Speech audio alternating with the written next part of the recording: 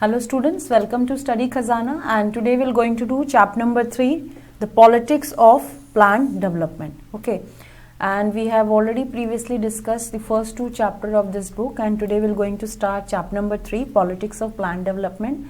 जैसे कि आपको पता है कि इस बुक को हमने 1947 के पीरियड से शुरू किया है, यानी कि वो पीरियड जिसमें हम लोग आज़ाद हुए थे, और आज़ादी के बाद हम लोगों ने क्या क्या प्रॉब्लम फेस करी और कैसे कैसे हम लोग आगे बढ़े, ये हम आगे चैप्टर्स में पढ़ने वाले हैं। और इस स्पेसिफिक चैप्टर में हम ये पढ़ेंगे कि जब हम आज़ाद हुए और जब हमने अपने चैलेंजेस को ओवरकम करके हम एक स्टेबल गवर्नमेंट हमने बना ली, उसके बाद हमारा जो नेक्स्ट टास्क था कि कैसे हम अपने आप को इकोनॉमिकली पॉलिटिकली जो है डेवलप करेंगे या इंडिपेंडेंट करेंगे, वो हमने कैसे किए, क्या हमने स्ट्रैटेजीज अपनाई, क्या हमने पॉलिसी फ्रेम करी, वो हम बेसिकली इस चैप्टर में पढ़ने वाले हैं।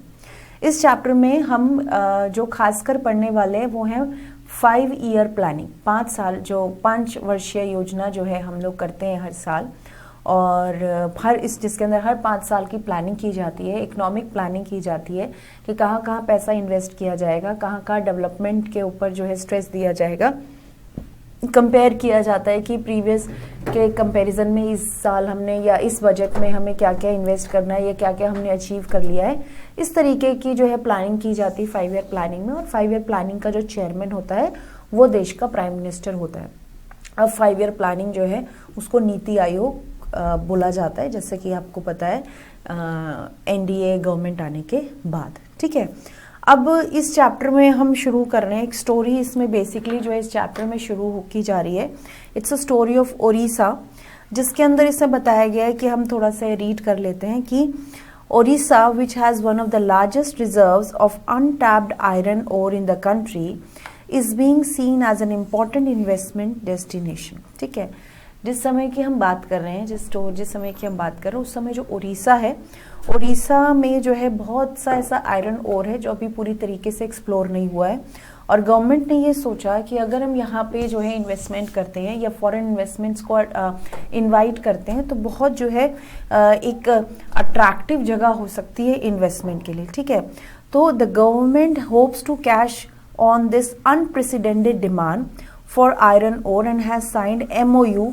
With both international and domestic steel makers. मतलब डोमेस्टिक और इंटरनेशनली जो मार्केट्स थी या इंटरनेशनल मल्टीनेशनल कंपनीज थी, लिमिटेड कंपनीज थी, उनके साथ जो ओडिशा गवर्नमेंट ने एक मेमोरेंडम साइन किया, मेमोरेंडम ऑफ अंडरस्टैंडिंग, कि हम आपस में मिलकर यहाँ पे आयरन ओर एक्सट्रैक्ट करेंगे और जो है will going to share the profit. ठीक है, तो ऑब्वियसली उस समय जब गवर्नमेंट ने ये प्रोग्राम शुरू किया तो गवर्नमेंट को लगा कि it would going to be a very huge task and government will going to earn lot of money. But what happened? The tribal population fears that the setting up of industries would means displacement from their home and livelihood. Definitely अगर आप एक mining site create करते हैं तो वहाँ पे आपको बहुत हद तक डिफॉरेस्टेशन करना पड़ेगा, जो वहाँ के लोग हैं उनको डिस्प्लेस करना पड़ेगा। तो वहाँ के जो ट्राइबल लोग थे they were not happy and they thought that कि अगर इस तरीके की जो है माइनिंग होगी तो हम लोग डिस्प्लेस्ड होंगे, हमारी लाइफ पूरी तरीके से ख़त्म हो जाएगी। ठीक है, उसके बाद क्या हुआ? The environmentalists fear that mining and industry would pollute the environment. और जो एनवायरमेंटलिस्ट थे उनको लगा कि अगर यहाँ पे माइनिंग की जाएगी तो डेफिनेटली जो भी डिगिंग की जाएगी उससे जो भी उसके अंदर डेब्रिस बनेगा वो एनवायरमेंट को हार्म करेगा। ठीक है, the central government feels that if the industry is not allowed it would set a bad example and discourage the investment of the country. Whereas जो गवर्नमेंट्स थी वो ये सोच रही थी कि भाई अगर हम यहाँ पे इसको रोक देते हैं तो बड़ा ही रॉन्ग सिग्नल जाएगा और जो फॉरेन इन्वेस्टमेंट्स है वो हमारे पास नहीं आ पाएंगी। ठीक है, तो ये एक केस इसके अंदर डिस्कस किया गया स्टार्टिंग में ही कि भाई एक ऐसा प्रोग्राम, ऐसी एक स्ट्रैटेजी प्रपोज की गवर्नमेंट ने, एक एग्जाम्पल के थ्रू बताया गया कि स्ट्रैटेजी प्रपोज करी गवर्नमेंट ने जिसके अंदर माइनिंग की बात की जा रही है, लेकिन जो लोग थे वो खुश नहीं थे, एनवायरमेंटलिस्ट खुश नहीं थे, और जो वहाँ के ट्राइबल लोग थे वो खुश नहीं थे। ठीक है, उसके बाद क्वेश्चन ये पूछा जाता है कि क्या इस तरीके की पॉलिसी सक्सेसफुल होती हैं, क्या इस तरीके की पॉलिसीज बनानी चाहिए जो कहीं ना कहीं एक क्वेश्चन मार्क क्रिएट कर रही हैं, या कहीं ना कहीं जो है किसी कम्युनिटी को, किसी सेक्शन को हार्म पहुंचा रही हैं, या वो इकोनॉमिकली जो है तो हमें फ़ायदा पहुंचा सकती है, बट सोशली वो हमें डिप्राइव्ड कर रही है, ट्रेडिशनली हमें काट रही है, तो ट्रेडिशनली हमें दूर कर रही है अपने ट्रेडिशन से, अपने कल्चर से। तो क्या ऐसी पॉलिसीज़ लानी चाहिए? उसी से रिलेटेड नेक्स्ट टॉपिक है पॉलिटिकल कंटेस्टेशन, यानी कि पॉलिटिकल कन्फ्लिक्ट्स। इस तरह की जितनी भी सिचुएशन आती है तो डेफिनेटली पॉलिटिकल डिस्प्यूट होता है, कंटेस्ट होते हैं, डिबेट्स होते हैं, जिसमें इसके ऊपर डिस्कशन किया जाता है कि किस हद तक सही है और किस तरीके के डिसीजंस, किन बातों को ध्यान में रखते हुए गवर्नमेंट को डिसीजंस लेने चाहिए। ठीक है, अब इसे बोला गया है कि in a democracy such major decisions should be taken or at least approved by people themselves। अगर डेमोक्रेसी में डिसीजंस लिए जा रहे हैं तो बहुत ज़रूरी है कि लोगों की क्या राय है वो जानना बहुत ज़रूरी है कि व्हाट पीपल वांट। ठीक है, it is important to take advice from expert और on mining from environmentalist and from economist, yet the final decision must be political decision taken by people representative who are in touch with the feeling of people। अब writer ये कह रहा है कि जब भी इस तरीके के डिसीजंस लेने होते हैं सबसे पहले हमें एक्सपर्ट से राय लेनी होती है, एनवायरमेंटलिस्ट से बात करनी चाहिए, इकोनॉमिस्ट हमें कितना फायदा होगा, लेकिन अल्टीमेट डिसीजन जो है वो हमारे पॉलिटिकल लीडर्स ही करते हैं। क्यों? क्योंकि उनको हम लोगों ने चुना है और वो हमारे रेगुलर चेक में है। पर क्या ये जो पॉलिटिकल रिप्रेजेंटेटिव है वो भी पूरी तरीके से पॉलिटिकल रिप्रेजेंटेशन को फॉलो करते हैं? ठीक है, क्योंकि उड़ीसा वाले केस में आप देखेंगे गवर्नमेंट खुद इंटरेस्टेड थी उस MOU को आगे प्रमोट करने में, लेकिन वहाँ के जो लोग थे they were not interested and they are feared even. ठीक है, उसके बाद से बोला गया है कि ये जो हमने अभी जो डिस्कस किया उड़ीसा का, उसका जो एग्जाम्पल हमारी बुक में साइड में डिस्कस भी हो रखा है, village protest against the POSCO plant. POSCO जो है it is known as the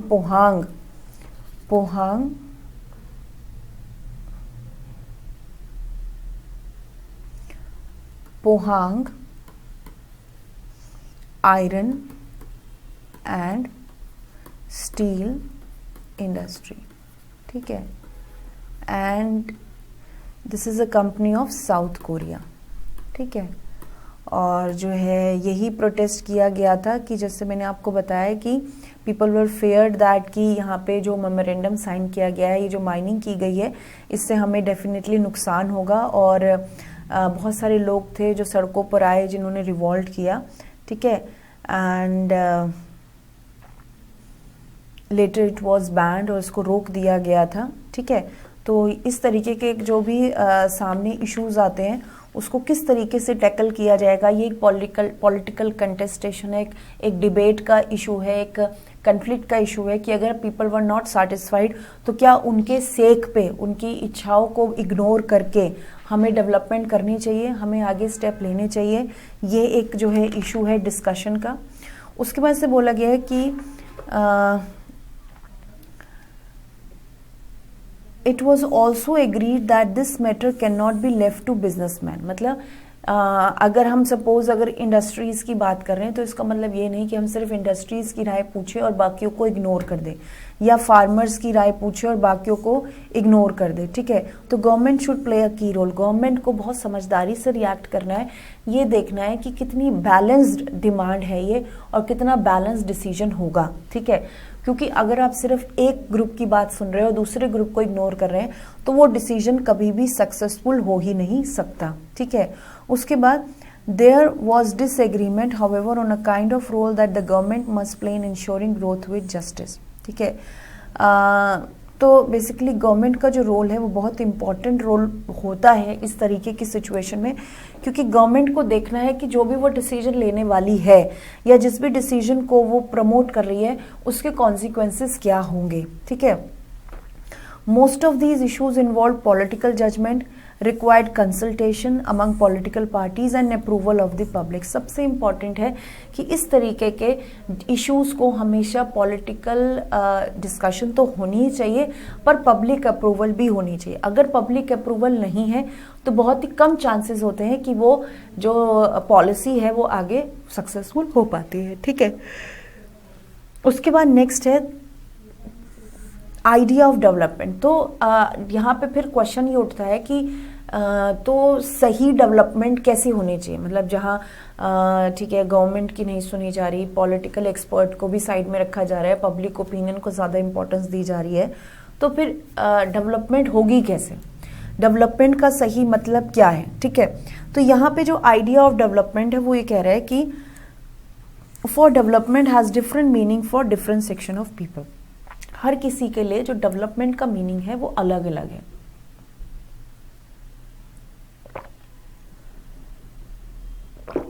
जो डेफिनेटली जो पुअर सेक्शन है, जो ट्राइबल लोग हैं, उनके लिए डेवलपमेंट होगी अपनी कम्युनिटी को बचाना। जो बिजनेसमैन होंगे उनके लिए डेवलपमेंट होगी ज़्यादा से ज़्यादा इन्वेस्टमेंट करना। जो जॉब पर्सन है वो definitely they want to secure their job. तो हर किसी का जो डेवलपमेंट का जो कह लीजिए जो मीनिंग है वो अलग अलग है। ठीक है, पर इसमें क्या बोला गया है कि कई लोग ये मानते हैं कि डेवलपमेंट मीन्स वेस्ट, मतलब फॉलोइंग द वेस्ट। कुछ लोग ये मानते हैं कि development means following the west as the standard of measuring development. मतलब वेस्टर्नाइजेशन, अगर आप वेस्टर्नाइजेशन को फॉलो कर रहे हैं तो कहीं ना कहीं आप डेवलपमेंट की तरफ जा रहे हैं। कुछ लोग ये मानते हैं development was about becoming more modern and modern was about becoming like the industrialise country. कुछ लोग ये मानते हैं कि डेवलपमेंट मीन्स मॉडर्न होना, और मॉडर्न मतलब क्या है कि आप इंडस्ट्रियलाइजेशन को लेकर आ रहे हैं, कहाँ से, ऑफ द वेस्ट। ठीक है,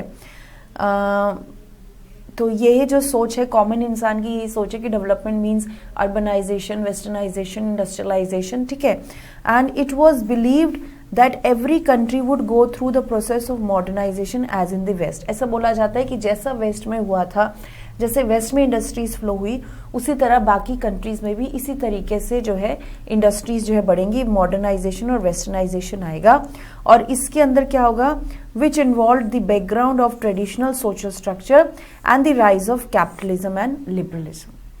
यानी कि जो सोशल स्ट्रक्चर है उसका असर क्या होगा कि हमारे जो सोशल स्ट्रक्चर है, ट्रेडिशन है, वो तो खत्म हो जाएगा और कैपिटलिज्म और लिबरलिज्म आ जाएगा। कैपिटलिज्म यानी कि more of privatisation, liberalisation means liberal policies for promoting business, trade, investments etcetera. लेकिन जो हमारी रूट्स हैं, हमारा जो डोमेस्टिक कल्चर है, वो पूरी तरीके से कट जाएगा। ठीक है, इसे बोला गया है कि modernisation was also associated with the ideas of growth, material progress and scientific rationality. मतलब टेक्नोलॉजी आ रही है, स्टैंडर्ड ऑफ लिविंग बढ़ रहा है, साइंटिफिक इन्वेंशंस हो रही हैं। ठीक है, इसको मॉडर्नाइजेशन बोला गया है। And this kind of idea of development allowed everyone to talk about different countries as develop, developing और अंडर डेवलप। मतलब हर कंट्री जो है वो इसी तरीके की डिस्कशन को, इसी तरीके के मीनिंग को ही डेवलपमेंट मानते हैं। और वो ये मानते हैं कि अगर आप कैपिटलिस्ट हैं, लिबरल हैं, आप बहुत ज़्यादा पैसा कमा रहे हैं, इन्वेस्टमेंट्स बहुत ज़्यादा हो रही हैं, तो दैट मीन्स आप डेवलपमेंट की तरफ बढ़ रहे हैं। ठीक है, फिलहाल जब हम लोग आज़ाद हुए थे, भारत आज़ाद हुआ था, तो हमारे पास 2 मॉडल्स ऑफ डेवलपमेंट थे। हमारे पास 2 मॉडल्स ऑफ डेवलपमेंट थे। क्यों? क्योंकि हम 1947 में आज़ाद हुए थे और 1945 में कोल्ड वॉर शुरू हो गया था और पूरा वर्ल्ड जो था वो 2 आइडियाज़ पे सरवाइव कर रहा था, एक कैपिटलिस्ट और दूसरा कम्युनिस्ट। ठीक है, तो हमारे पास भी 2 ही जो थे वो ऑप्शन थे। एक तो था the liberal capitalist model as in much of Europe and the US and the socialist model as in USSR. तो हमारे पास 2 पैटर्न थे, एक कैपिटलिस्ट जो इंडस्ट्रियलाइजेशन को प्रमोट कर रहा है, एक सोशलिस्ट जो डाउन ट्रोडन या लेस इंटरफेरेंस ऑफ गवर्नमेंट की बात कर रहा है, पब्लिक सेक्टर की बात कर रहा है। तो ये 2 मॉडल थे हमारे पास। और हमारे जो लीडर्स थे वो कहीं ना कहीं जो थे वो सोवियत मॉडल से बहुत ज़्यादा इम्प्रेस थे। तभी हमारे देश के अंदर सीपीआई जो है एक नेशनल पार्टी है, सीपीआई-एम और सीपीआई 2 नेशनल पार्टीज हैं। और ये यूएसएसआर से ही जो है जो सीपीआई है बेसिकली वो यूएसएसआर से ही इन्फ्लुएंस होके बनी है। और जैसे सोशलिस्ट पार्टी हो गई, सोशलिस्ट पार्टी तो पहले कांग्रेस का ही हिस्सा थी, फिर वो कांग्रेस से अलग हो गई। नेहरू जी जो थे वो सोशलिस्ट पैटर्न को बहुत ज़्यादा पसंद करते थे।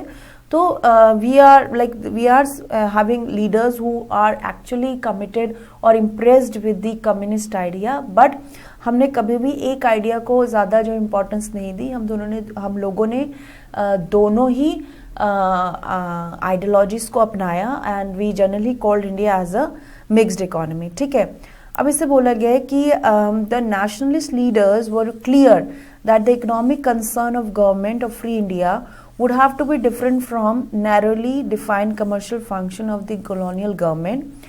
It was clear, moreover, that the task of poverty alleviation and the social and economic distribution was being seen primarily as a responsibility of the government. मतलब गवर्नमेंट को इस तरीके से रिएक्ट करना था कि सारे जो एस्पेक्ट्स हैं वो कवर हो जाएं, किसी एक चीज़ पे ज़्यादा ध्यान ना दिया जाए, बहुत नैरो ना सोचा जाए, बहुत वाइड सोचा जाए और हर पॉसिबल चीज़ को इन्वॉल्व किया जाए डेवलपमेंट के अंदर, प्लानिंग के अंदर, ताकि जल्दी से जल्दी जो है वो देश डेवलप हो सके।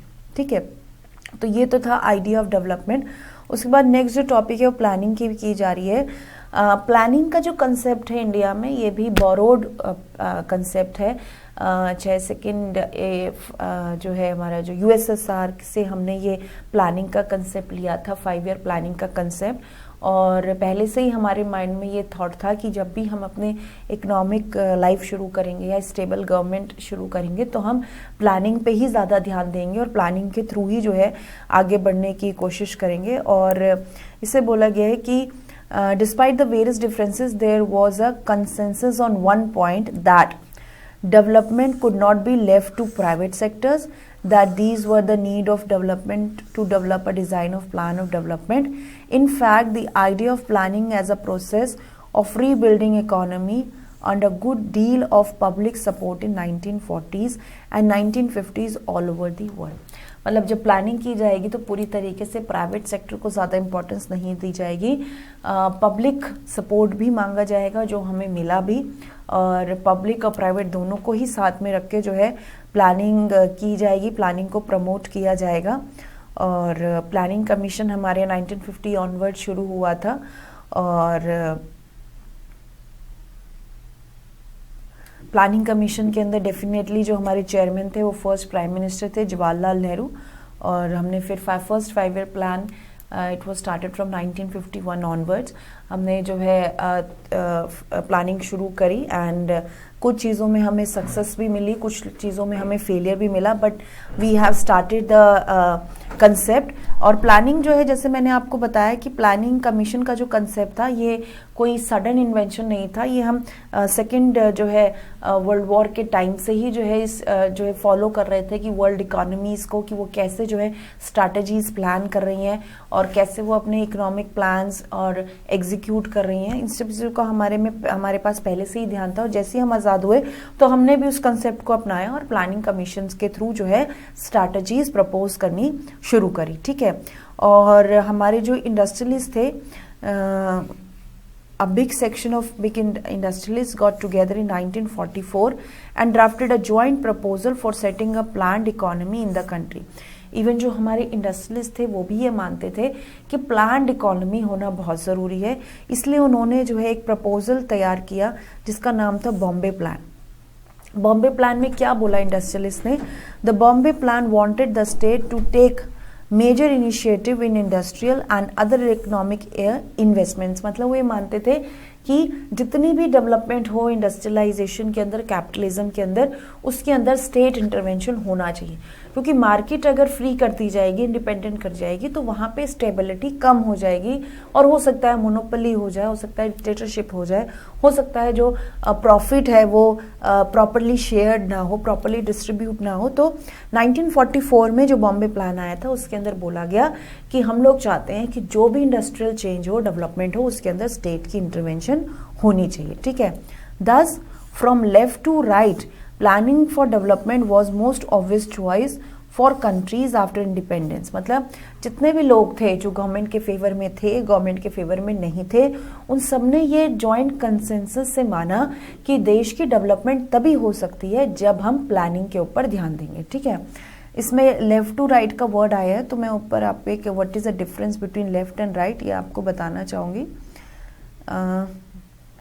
लेफ्ट और राइट कोई पार्टी नहीं है, पर लेफ्ट और राइट एक सोच है। ठीक है, नॉर्मली कहते हैं कि ये लेफ्ट विंग पार्टी है, ये राइट विंग पार्टी है, तो लेफ्ट और राइट मीन्स आइडियोलॉजीज। अब इसमें लिखा है कि लेफ्ट पार्टी क्या है। इसे बोला गया है कि left parties often refers to those who are in favour of poor downtrodden sections and support the government policies for the benefit of these sections, like कि revolutionary socialist party, forward block, ये कुछ ऐसी parties हैं जो left ideologies को follow करती है। Left यानी कि जो डाउनट्रोडन और पुअर लोगों की बात करती है, ठीक है, और वो उन्हीं पॉलिसीज को प्रमोट करती है जो इन सेक्शंस के लिए हो, ठीक है।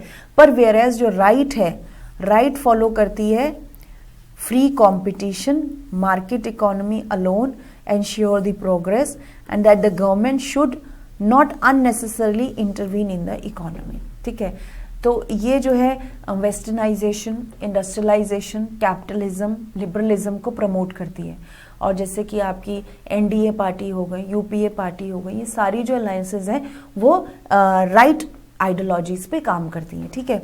तो जब प्लान्ड इकोनॉमी की बात की गई थी तो बोथ लेफ्ट और right parties they were convinced that कि प्लानिंग ही है जो हमें जो है प्रॉपर वे में डेवलपमेंट दिला सकती है, ठीक है। और जैसे कि मैंने आपको बताया कि जब प्लानिंग कमीशन इनिशिएट हुआ था तो हमारे देश के जो प्राइम मिनिस्टर थे जवाहरलाल नेहरू, वही जो है उसके जो है चेयरमैन बने, ठीक है। उसके बाद नेक्स्ट अब हम शुरू कर रहे हैं 5 year plan. First 5 year plan, early initiatives. Early initiatives यानी कि जो हमारा फर्स्ट 5 ईयर प्लान था जो हमने 1951 ऑनवर्ड जो है हम लोगों ने शुरू किया था, एंड 1951 से 55 तक जो हमने प्लान इनिशिएट किया था। और ये बेसिकली जो 5 ईयर प्लान है ये हमने यूएसएसआर से बोरो किया था। और आइडिया बहुत सिंपल था। The idea is very simple. The government of India prepares a document that has a plan of all its income and expenditure for next 5 year, ठीक है। तो जब फर्स्ट 5 ईयर प्लान बनाया गया तो उसके अंदर बहुत ही सिंपल तरीके से बताया गया कि कितना पैसा किस सेक्शन में खर्चा जाएगा, ठीक है, और कितना क्या इनकम ऑफ सोर्स क्या होगा और खर्चा किस किस पे किया जाएगा। सबसे पहले इसमें बोला गया कि बजट बनाया गया और बजट के अंदर 2 चीजें बनाई गई। एक तो non plan budget. Non plan budget क्या होगा? On routine items and on yearly basis, मतलब एजुकेशन पे आप खर्च रहे हैं, हेल्थ पे आप खर्च रहे हैं। नॉन प्लान बजट जो रूटीन में जो हर बार आपको जिन इश्यूज को आपको एड ऑन करना ही है। दूसरा हो गया प्लान बजट। प्लान बजट होता है प्रायोरिटी के बेसिस पे। सडन कोई इमरजेंसी आ गई या सडन आपको लग रहा है कि ये अभी इस वक्त हमारे लिए बहुत ज़रूरी है, तो वो हो गया प्लान बजट, ठीक है। तो फर्स्ट 5 ईयर प्लान में 2 तरीके के बजट बनाए गए, एक प्लान बजट, दूसरा नॉन प्लान बजट, ठीक है। अब इससे बोला गया है a 5 year plan has the advantage of permitting government to focus on the larger picture and make long term intervention in the economy. Definitely जो 5 ईयर प्लानिंग का जो कंसेप्ट था वो सडन या शॉर्ट टर्म नहीं था। डेफिनेटली वो एक लॉन्ग टर्म इन्वेस्टमेंट थी, लॉन्ग टर्म स्ट्रैटेजीज थी जो हमारे देश की इकोनॉमी को चेंज करने में मदद करता, हमारी जो भी प्रॉब्लम्स हैं उसको चेंज करने में मदद करता। तो खैर इसे बोला गया the draft of first 5 year plan and then the actual plan document released in December 1951, ठीक है। और लोग बड़े खुश थे और डिबेट हो रहा था, डिस्कशंस हो रहा था, मैगजीन्स में छापा जा रहा था, अप्रिशिएट किया जा रहा था कि गवर्नमेंट ने बहुत अच्छे से जो है डेमोक्रेसी के अंदर पहला स्टेप रखा है, 5 ईयर प्लानिंग प्रमोट करी है। तो it was very enthusiastic environment था, पीपल वर हैप्पी और हर कोई इसको सपोर्ट कर रहा था। उसके बाद जो है सेकेंड 5 ईयर प्लान आया 1956 onward, then we have third 5 year plan 1961 onward and the fourth 5 year plan was supposed to start on 1966। पर जब हम इन प्लान्स को डिटेल में पढ़ेंगे तो आप देखेंगे कि ये तीनों 5 ईयर प्लान्स जो थे वो कहीं ना कहीं फेल्ड माने गए। जो स्ट्रैटेजीज, जो एक्सपेक्टेशंस थी वो पूरी नहीं हो पाई और बैक टू बैक जो first, second, third 5 year plan थे वो फेल्ड माने गए, वो सक्सेसफुली कंप्लीटेड नहीं माने गए, ठीक है। तो क्या था कि फोर्थ 5 ईयर प्लान इंप्लीमेंट होने वाला था 1966 में। तो गवर्नमेंट को लगा कि दोबारा से 5 साल के लिए, एक लंबे समय के लिए पैसे को इन्वेस्ट करना और अगर उसका ढंग से आउटपुट नहीं आया तो वो एक वाइज डिसीजन नहीं होगा। तो गवर्नमेंट ने क्या किया कि फोर्थ 5 ईयर प्लान से हॉलीडे लिया, जिसको प्लान हॉलीडे बोला जाता है, और 5 साल के बदले 1-1 साल की प्लानिंग करी, ताकि पैसे जितना पैसा उसको ध्यान में रखते हुए 1-1 साल के अंदर जो है इन्वेस्टमेंट की जा रही थी कि कितना हमारा डिसीजन सही है, कितना गलत है। 5 साल के लिए उसको नहीं टाला गया। तो इसे बोला गया कि प्लान हॉलिडे 1966 में शुरू हुआ था और 1967, पहला 1966 से 1967, फिर उसके बाद 1967 से 1968, फिर उसके बाद 1968 से 1969।